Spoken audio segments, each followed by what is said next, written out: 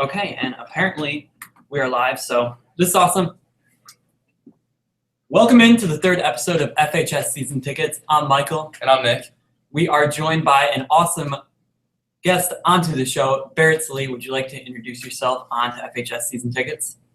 Yeah, Barrett Salle, cover college football for Bleacher Report, for SEC from a text perspective, national college football from a video perspective, and from a radio perspective on Sirius XM. So busy doing a whole bunch of things.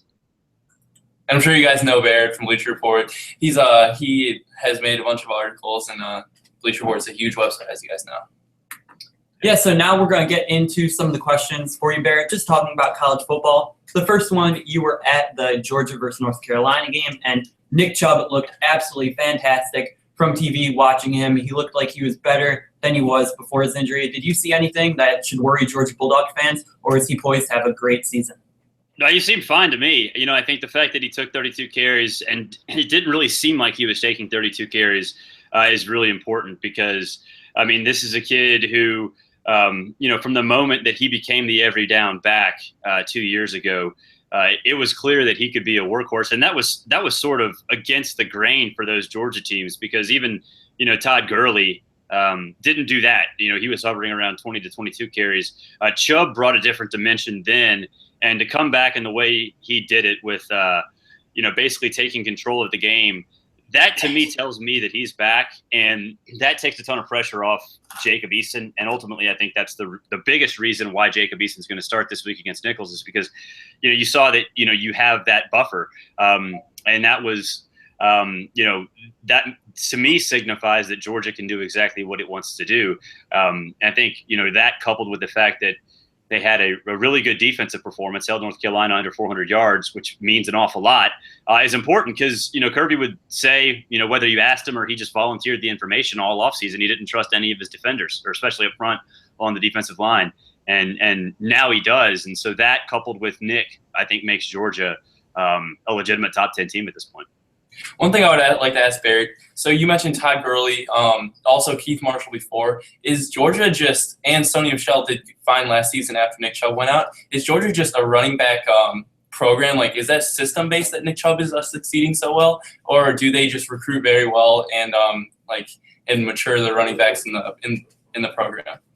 No, I think they recruit real well. I mean, the fact that you had Gurley and Keith Marshall come in 2012, and Keith Marshall really was a bigger prospect than Gurley, coming together, and then a couple years later you have the 1-2 punch again with Nick Chubb and Sony Michel, and have Chubb take over when Gurley got suspended.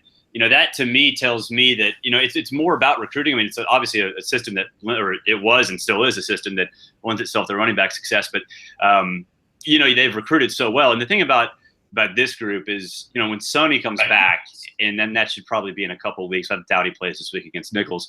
Sony's not a changeup back. I think he gets kind of labeled as a changeup back because he's not as big as Nick Chubb.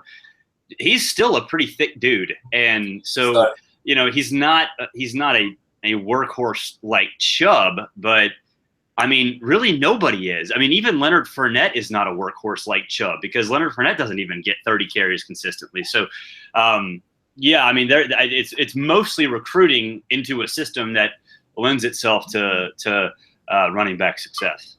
So based off that system, and they're going to carry that on, you think Kirby Smart is basically a Mark Richt 2.0? I think he's more like Saban. I think he recognized while he was at Alabama that you have to have an offense that's a little bit more dynamic because even in good situations, even if you have elite defenses, you're going to give up 30, 40 points a game at times. Like, I think Kirby recognizes that, okay, well, we're still going to have to run the football and do exactly what Alabama did, but they've got to be a little more creative, even more creative than Georgia was, save for maybe Aaron Murray's last year. I think he's going to run a lot of tempo when it's appropriate. Once he gets his quarterback's feet wet, I think he's going to run some spread-ish elements like Nick Saban does. Because, I mean, if you watch, Georgia under Murray and if you watch Alabama under Kiffin, they mix in tempo when appropriate. They mix in spread elements. but still run power out of it. And that's ultimately why they're able to win basically any style of football game. And that's precisely why LSU can't, because they don't do those things. Sure, for sure. Yeah, and speaking into the LSU thing, you kind of led into my next question, and you published an article yesterday saying that LSU's offense is basically just stone-aged and they're getting passed by the rest of college football. How do you guys like Tom Herman or Art Briles coming into LSU change the program? You mentioned the spread out but still power running game, similar to what Art Briles did at Baylor. Do you think that LSU could implement that system with Art Briles or Tom Herman, and how would they impact LSU as contending for the SEC title? See, I don't know if they have to go that drastic, that extreme, because if LSU starts lining up wide receivers outside the numbers, LSU fans are going to have a heart attack, because that's pretty extreme. I think they could succeed, but I think they would probably be more likely to go the Lane Kiffin, Jim Chaney offense route, the pro style, with the idea of running 4 receivers out there, creating mismatches pre-snap, and giving your quarterback plenty of different chances and different ways to be successful in a variety of different looks. Don't play a game in a phone booth at all times. If they do go and look, I think Miles will get fired. I thought Miles would get fired during the season. I said that in January. He should have been fired in November. He's just too stubborn. But if they go in a different direction, they're going to want to get Herman, without a doubt. Knowing folks that know him really well, and then the limited times that I've talked to him over the last 6-7 months, I don't think he's leaving. I think if they get a Big 12 invitation, he's going to be pretty close to as highly compensated as Nick Saban, and B, is really happy in Texas. So I don't know if he's going to go. And I know LSU folks and most folks say, well, LSU's a top 5 job. Okay, that's true. The difference between a top 5 job and a top 50 job right now is way different than it was 10 years ago. So I think Herman stays. Briles, I know folks have said he's gonna be in, and I know the reason that they hired Jimmy Sexton to be his agent was to sort of bring him on this apology tour. I just can't see how a school would bring in Briles with the Pepper Hamilton report still sort of not being public, and you don't know what else is coming down the pike. Right now, he's a liability from a student safety standpoint, and I just cannot see how somebody does that. Speaking on the LSU coaching job, what do you think? You mentioned Les Miles' stubbornness. Do you think there's any other factors, like maybe not being able to develop talent, like we see with Odell breaking out in the NFL? Do you think that he just cannot develop talent as well? He's getting all these 5-star recruits. Do you think the development of talent is his main problem, or stubbornness, as you said? It's stubbornness. I mean, he can develop talent everywhere except quarterback. The problem with Les is that A, he's stubborn, and B, he's misguided. He has been infatuated with dual threat quarterbacks for about a decade, really since Ryan Perrilloux. And the only pro style guy he's had consistent success with is Zach Mettenberger, and Mettenberger, had his personal issues and basically just fell into his lap.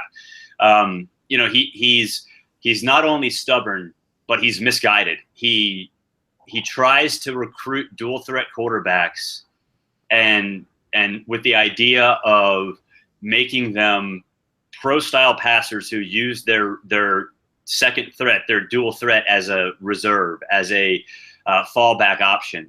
And those kids coming out of high school are not wired like that. None of them are. That is not how they play. They cannot get into the mindset of I run a 4.440, but I can't run this 4.440 unless it's the last thing I do. Like that. That's not how quarterbacks are wired. None of them. So he's just is incredibly stubborn and incredibly misguided. I'm going to ask you a question away from the SEC, but you still obviously cover college football. You like Notre Dame and Texas a lot. You had Texas going, I believe, 10-2, and Notre Dame in the college football playoff.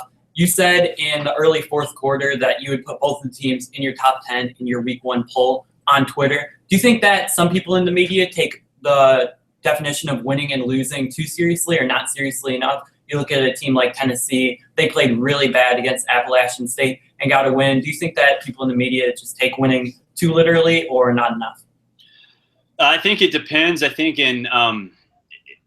early in the season, I think you move teams around way too much if they lose, because it's hard to watch Florida State and Ole Miss and Texas and Notre Dame and not think those are two top 10, top 15 teams each. They were. And unfortunately, a lot of folks factor in winning and losing, I think, way too much, and don't focus on how teams are built and how teams are, operating. I think Michigan should be a top 4 team right now, or 5 team. I think Ole Miss is a top 10 team. Notre Dame has a loss, and I put them 9th, I think, in my poll, because I think with Kaiser as the quarterback, they're not losing again. Like, that's just not going to happen. That team is ultra talented, and whereas I think a lot of folks are too reluctant to air quote overreact to teams that surprise, but I think in certain instances you should overreact. I mean, I think the fact that Texas not only has a dynamic offense with defined roles for 2 quarterbacks, but the fact that Charlie Strong basically sat back and turned his headsets off when they had the ball and said, "Gilbert, go do your thing." Like, that matters a lot, because Charlie Strong's a defensive-minded coach, and that's not what he used to do. So, that I think is something that I think voters are like, well, we can't overreact to week 1. We don't want to be the guys that overreact to week 1. Well, okay, I understand that, but you cannot label yourself as that. You have to properly react, and I think properly reacting to teams that do well that maybe weren't supposed to sometimes deserves an overreaction, because it's the proper reaction. Touching on your proper reaction, so are you saying that you think that Texas is just that good, or do you think that Notre Dame just really underperformed and is just not as good as going to be expected this year, or is it somewhere in the middle? I think Texas is really good. I think Notre Dame's still really good. Notre Dame can still make the playoff if they win out. Texas, to me, is very good. I had them 10-2 preseason, and had them losing to Notre Dame and Baylor. I don't even know if they'll lose to Baylor at this point, because that offense, I think, was so great to watch. And defensively, they have a ton of players, and they gave up a ton of points, but sometimes you get in games like that. I think the fact that you have a ton of athletes who can play lockdown defense, but then you have an offense that can play shootout offense when games tilt in that direction, that's what football is now. It's not a game where if you have a lockdown defense, you're going to win a national championship every year. Otherwise, LSU would be national champions every year. Like, you have to have the ability to win different styles of game. Texas didn't have that before because their offense was so horrific. Now they do, and that to me matters a lot. So I'm a huge Notre Dame fan, and last year I saw a team in Texas that got gashed on defense. The defensive line was being pushed off the blocks, and Notre Dame was just really just overpowering them. And I come and watch the game this year, and it's just a whole different story on the defense. The defense looks ultra elite. Are these all young players? Are these all young players that are just balling out right now? I don't know, because I'm not a Texas fan. Are these young talents that just got developed early and are just doing really well? Yeah, I mean, I think a lot of these kids have, learned on the fly last year, and some older guys like a Dylan Haynes, helped in the back end, helps ease some of the younger defensive backs along. And a guy like Malik Jefferson, I mean, he came in last year as a freshman and played pretty well. He didn't have his, the consistency you'd like, but he was a freshman. And now, that's the kind of guy you need in the middle of that defense to anchor down that defense. And they've got those players, and they've got the right coach, and they've got, I think, a coach that recognizes, how important it is to be aggressive when you're supposed to be aggressive, but also let your leaders on that team lead the team. He doesn't have to coach those guys. The players coach themselves. And I think that's by virtue of younger guys, gaining and earning that trust, like a Malik Jefferson, and older guys who, may have been inconsistent throughout their entire careers, really still taking on that responsibility, even if they're not, part of the play every single down. Yeah, and I've got a question for you. There were 4 quarterbacks who were all freshmen who looked fantastic in week 1. Jacob Eason of Georgia, Jalen Hurts of Alabama, Shane Buechele of Texas, and also DeAndre Francois of Florida State. If you could get 10% of any one of these players' career earnings in the NFL, which one would it be and why? Jacob Eason, just because the NFL is stubborn and won't adapt to the other styles. Although Shane Buechele looked really good, Jacob, I think to me is going to have a pretty solid season this year. And then moving forward, he's the kind of guy who can thrive in the NFL. He's more agile than people give him credit for, and he's gained a ton of weight. I saw him in February or March, whenever it was. And he really was skinny. That's why his Twitter handle is SkinnyQB10. And then standing next to him on Saturday during warmups, I'm like, holy crap, this dude is different. Like he looks like a different person. That's because when you get into college strength and conditioning, you lose the wrong weight, you gain the right weight, and that's a guy like Daylon Mack at Texas A&M, sort of the same thing.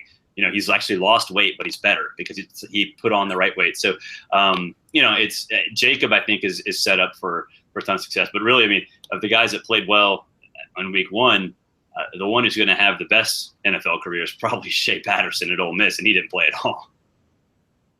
Yeah, and I'm going to ask one last question, and then Nick will do a couple quick takes. I've got my Vanderbilt jersey. I watched the game in Thursday night and discussed just horrible offense like it has been the past couple. Out the quarterback in the second quarter after he leads touchdown drive really disappointed me. Have your thoughts changed on Vanderbilt? I know you had them going 6-6 and we're defending them throughout the whole offseason. Do you think that Derek Mason really lost them this game and that was a major impact? And do you have them going any worse this year than you do before?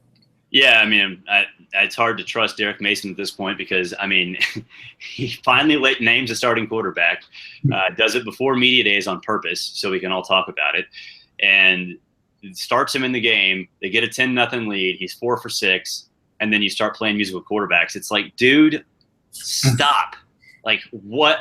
And not only Derek Mason, but like Gus Malzahn with his quarterbacks, Dabo Swinney not kicking a field goal, Tracy Clay's going for 2 up 7. It's like every coach needs a VP of common sense to say, swallow your pride, swallow your ego, and just win a darn football game. You don't have to prove that you're smarter than everybody here. That's stupid.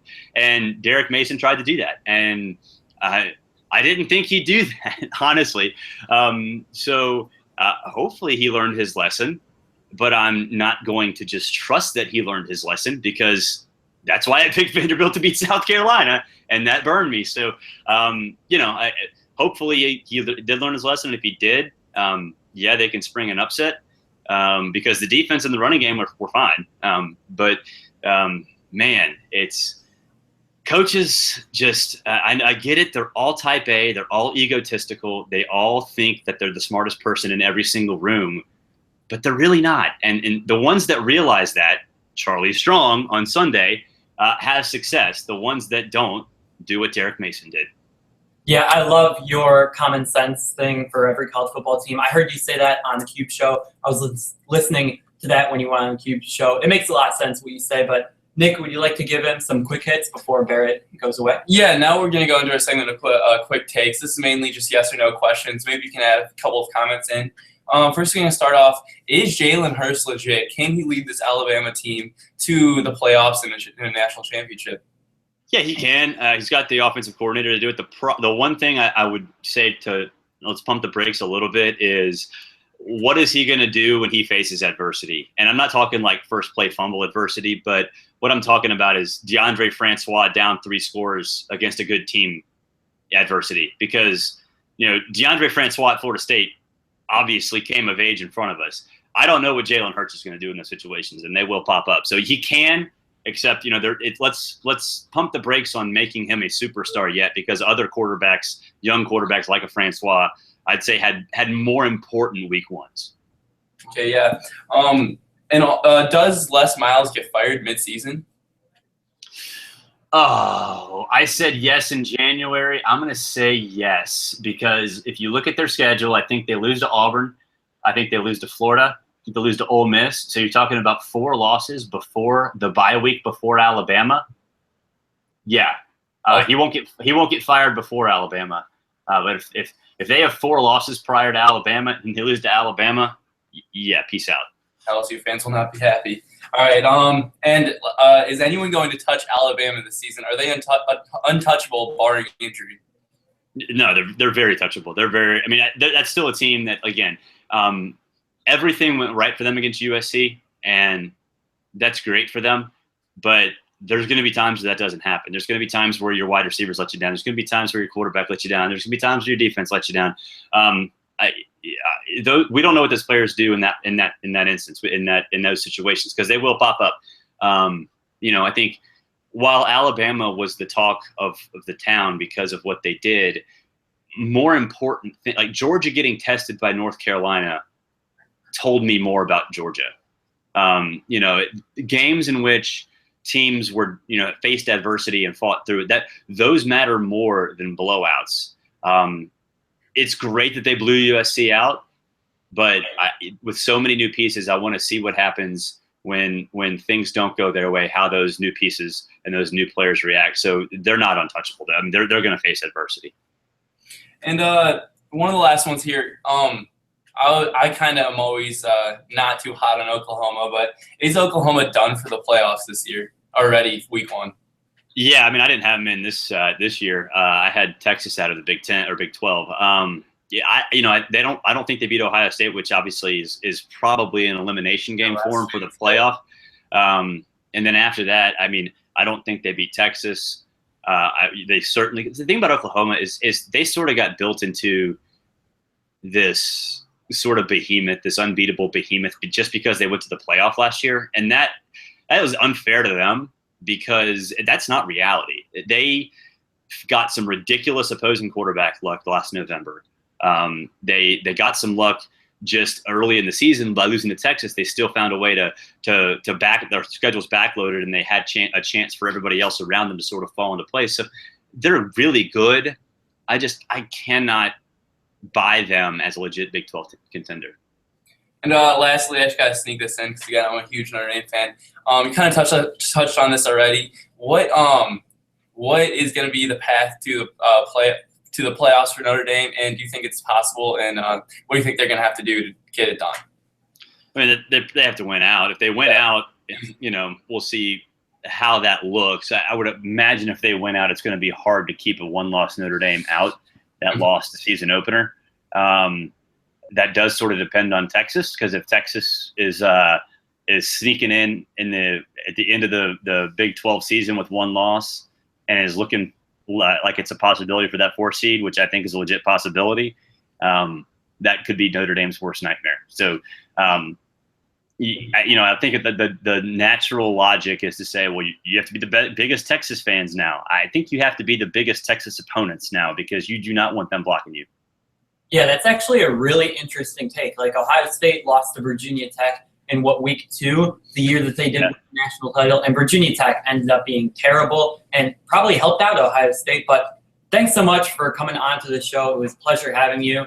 And yeah, thank you. I'm really excited for what you say about Texas too. I never thought of them as being a huge program. Once again, that's really going to get college football going. I love when Texas and Notre Dame are doing really good. I feel like it's really good for college football. Yeah, it is. Anytime, guys. Thanks for having me. Yep, no problem. Thanks.